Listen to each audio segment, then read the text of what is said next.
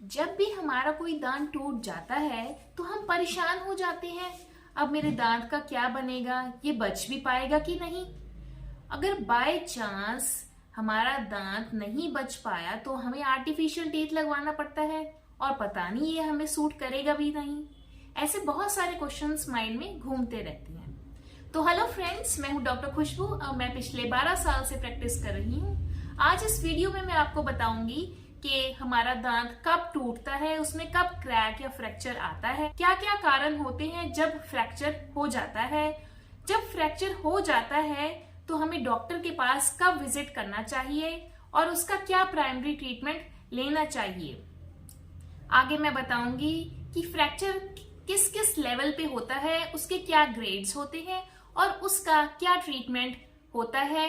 उसके बाद मैं बताऊंगी कि कॉस्ट क्या पड़ती है अलग अलग केसेस में।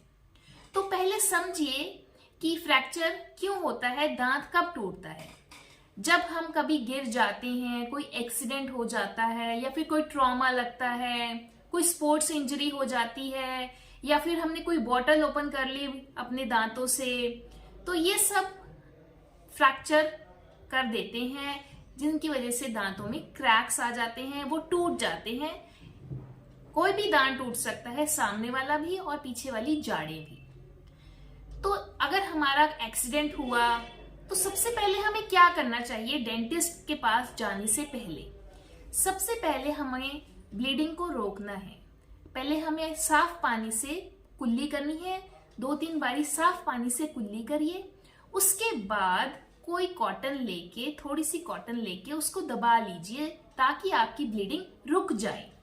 अगर कॉटन नहीं है, आप कहीं बाहर हैं, तो कोई साफ कपड़ा लेके उसको दांत के ऊपर रख के दबा लीजिए ताकि आपकी ब्लीडिंग रुक जाए। फिर आपको तुरंत डेंटिस्ट के पास जाना चाहिए। डेंटिस्ट के पास जब आप जाएंगे तो वहां पर आपका एक्सरे होगा। एक्सरे में डॉक्टर आपको बताएंगे कि आपके जो दांत टूटा है, जो फ्रैक्चर आया है दांत में, वो किस लेवल पे आया है।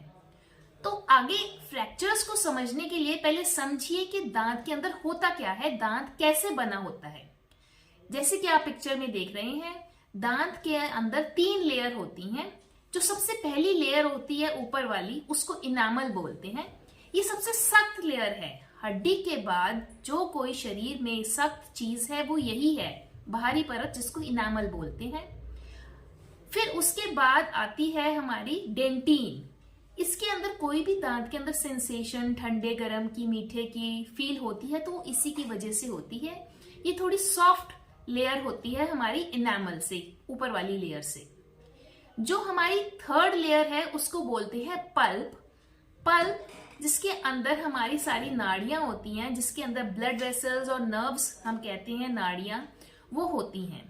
तो कोई भी सेंसेशन है, अगर दांत को कोई झटका लगा, वहां तक पहुंचा, तो बहुत ज्यादा पेन इसी लेयर के वजह से होती है, जो कि सिग्नल पहुंचाती है हमारी ब्रेन तक। तो जैसे कि आपने सब लेयर समझ ली, अब समझिए कि फ्रैक्चर किस किस लेवल पे होता है।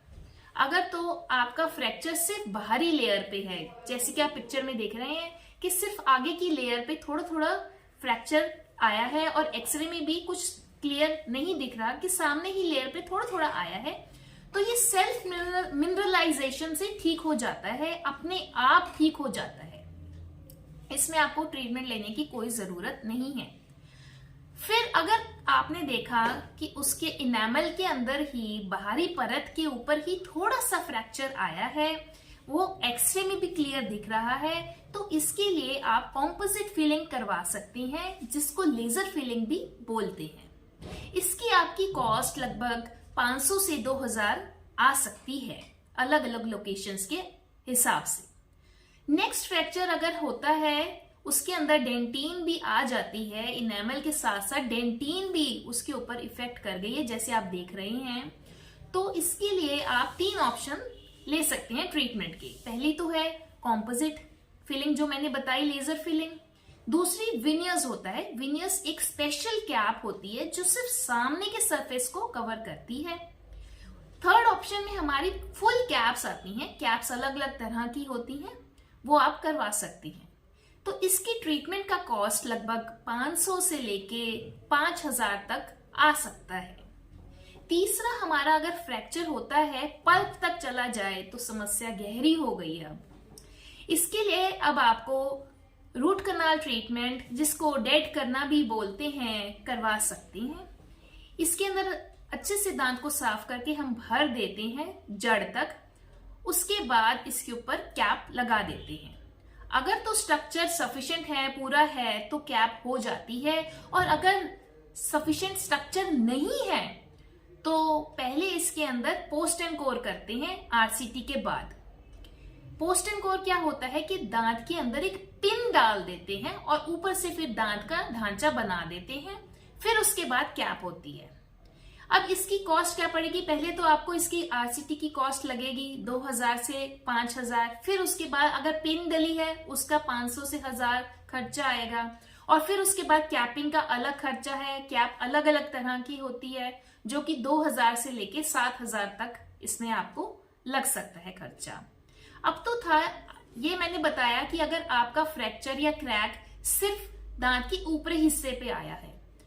अगर फ्रैक्चर हमारा जड़ पे आए तो अब हम कुछ नहीं कर सकते। अब तो आपको दांत निकलवाना ही पड़ेगा। जब दांत निकलवा दिया तो उसको रिप्लेस भी करवाना पड़ेगा।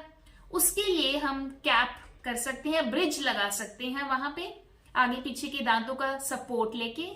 या फिर एक इससे अच्छा ऑप्शन होता है इम्प्लांट का, जो कि स्क्रू वाले दांत होते हैं। हम हड्डी में स्क्रू डाल के ऊपर दांत लगा देते हैं। इसमें जो हमारे आसपास के दांत हैं उनको हम डैमेज नहीं करते।